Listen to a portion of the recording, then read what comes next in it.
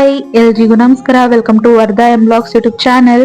ಇವತ್ತಿನ ವಿಡಿಯೋದಲ್ಲಿ ಮಜ್ಜಿಗೆ ಸಾಂಬಾರ್ ಯಾವ ತರ ಮಾಡೋದು ಅಂತೇಳಿ ತೋರಿಸಿದೀನಿ, ಮತ್ತೆ ಏನೇನ್ ಇಂಗ್ರೀಡಿಯೆಂಟ್ಸ್ ಯೂಸ್ ಮಾಡಿದೀನಿ ಅಂತಾನೆ ಹೇಳ್ತೀನಿ ಬನ್ನಿ. ಮೊದಲಿಗೆ ಒಂದ್ ದೊಡ್ಡ ಪ್ಯಾಕೆಟ್ ಅಲ್ಲಿ ಮೊಸರು ತಗೊಂಡಿದೀನಿ.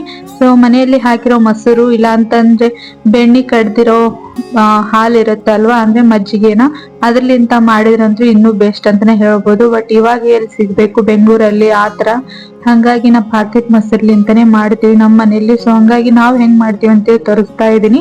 ಇಲ್ಲಿ ಒಂದ್ ದೊಡ್ಡ ಪ್ಯಾಕೆಟ್ ಅಲ್ಲಿ ಮೊಸರು ತಗೊಂಡಿದೀನಿ. ಅದಕ್ಕೆ ಎಷ್ಟ್ ಬೇಕು ನೋಡಿ ಅಷ್ಟ್ ನೀರ್ ಹಾಕೊಂಡು, ರುಚಿಗೆ ಉಪ್ಪು ಹಾಕೊಂಡು ಮಿಕ್ಸರ್ ಜಾರ್ ಅಲ್ಲಿ ಕಡ್ಕೊಂತಾ ಇದೀನಿ. ನಮ್ಮ ಮನೆಯಲ್ಲಿ ಮಜ್ಜಿಗೆ ಕಡಿಯೋ ಟೂಲ್ ಇಲ್ಲ, ಹಂಗಾಗಿ ನೀವು ಅದ್ರಲಿಂತಾದ್ರೂ ಕಡ್ಕೋಬಹುದು. ಇವು ನಾನು ಮಿಕ್ಸರ್ ಜಾರಲ್ಲಿ ಹಾಕೊಂಡ್ಬಿಡ್ತೀನಿ ಒಂದ್ 2 ಸತಿ ತಿರುಗಿಸ್ಕೊಂಡು.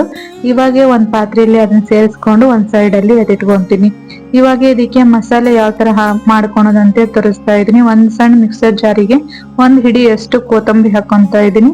ಮತ್ತೆ ನೀವು ಖಾರಕ್ಕೆ ಎಷ್ಟು ಬೇಕು ನೋಡಿ ಅಷ್ಟು ಹಸಿಮೆಣಸಿನ್ಕಾಯಿ ಹಾಕೋಬಹುದು. ನಾನಿಲ್ಲಿ ಒಂದ್ 5 ಹಸಿಮೆಣಸಿನ್ಕಾಯಿ, ಒಂದ್ ಅರ್ಧ ಶುಂಠಿ, ಒಂದ್ ಚಿಕ್ಕದು ಬೆಳ್ಳುಳ್ಳಿ, ಹಾಗೆ ಒಂದ್ ಸ್ವಲ್ಪ ಜೀರಿಗೆ ಹಾಕೊಂಡು, ಆಮೇಲೆ ಇಲ್ಲೊಂದ್ ಸ್ವಲ್ಪ ಶೇಂಗಾನ ಹುರ್ಕೊಂತಾ ಇದೀನಿ. ಶೇಂಗಾ ಹಾಕಿದ್ರೆ ಇನ್ನೂ ಟೇಸ್ಟ್ ಆಗಿರುತ್ತೆ ಅಂತ ಹೇಳಿ ಹಾಕೊಂತೀನಿ. ಸೊ ಹಂಗಾಗಿ ಇಲ್ಲಿ ಶೇಂಗಾನ ಹುರ್ಕೊಂತಾ ಇದೀನಿ. ಒಂದ್ ಸ್ವಲ್ಪ ಶೇಂಗಾ ಕಲರ್ ಚೇಂಜ್ ಆದ್ರೆ ಸಾಕು. ಇವಾಗ ಇದನ್ನ ಆರೋದಕ್ಕೆ ಬಿಡ್ತಾ ಇದೀನಿ. ಆರಿದ ಮೇಲೆ ಇದನ್ನ ಮಿಕ್ಸರ್ ಜಾರಿಗೆ ಹಾಕೊಂಡು ಗ್ರೈಂಡ್ ಮಾಡ್ಕೊಳೋದಷ್ಟೇ. ಇಷ್ಟೇ ಇದು ಮಸಾಲ ರುಬ್ಕೊಳೋದು. ಇವಾಗ ಇದನ್ನ ಗ್ರೈಂಡ್ ಮಾಡ್ಕೊಂಡ್ ಬರ್ತೀನಿ. ಸೊ ಗ್ರೈಂಡ್ ಆಗಿದೆ ನೋಡ್ಬೋದು. ಈ ಪೇಸ್ಟ್ ನ ನಾವು ಮಜ್ಜಿಗೆ ಕಡ್ಕೊಂಡು ಇಟ್ಕೊಂಡಿದೀವಲ್ವಾ, ಅದ ಮೊಸರಿಗೆ ಸೇರಿಸ್ಕೋಬೇಕು.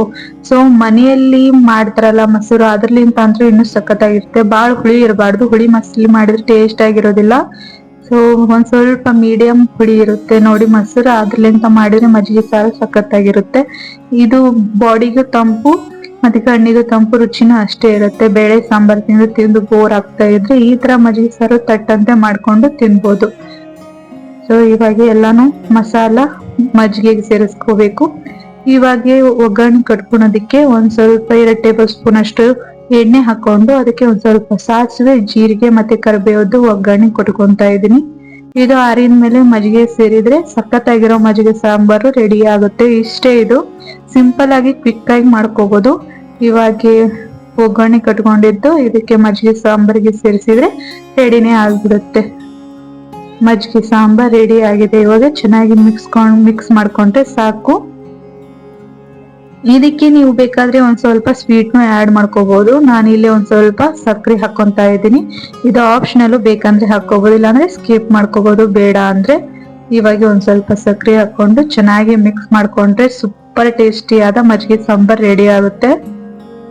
ಸೊ ನೋಡಿದ್ರೆಲ್ಲ ಯಾವ ತರ ಮಾಡೋದು ಮಜ್ಜಿಗೆ ಸಾಂಬಾರು ಪ್ಯಾಕೆಟ್ ಮೊಸರಿಂದ ಅಂತೇಳಿ. ಸೊ ಈ ವಿಡಿಯೋ ನಿಮ್ಗೆ ಇಷ್ಟ ಆಗಿದ್ರೆ ಪ್ಲೀಸ್ ಒಂದು ಲೈಕ್ ಕೊಡಿ, ಹಾಗೆ ನನ್ನ ಚಾನೆಲ್ ನ ಸಬ್ಸ್ಕ್ರೈಬ್ ಮಾಡ್ಕೊಂಡು ಸಪೋರ್ಟ್ ಮಾಡಿ. ನೆಕ್ಸ್ಟ್ ರೆಸಿಪಿಯೊಂದಿಗೆ ಮತ್ತೆ ಸಿಗ್ತೀನಿ. Thank you. Have a nice day. Bye.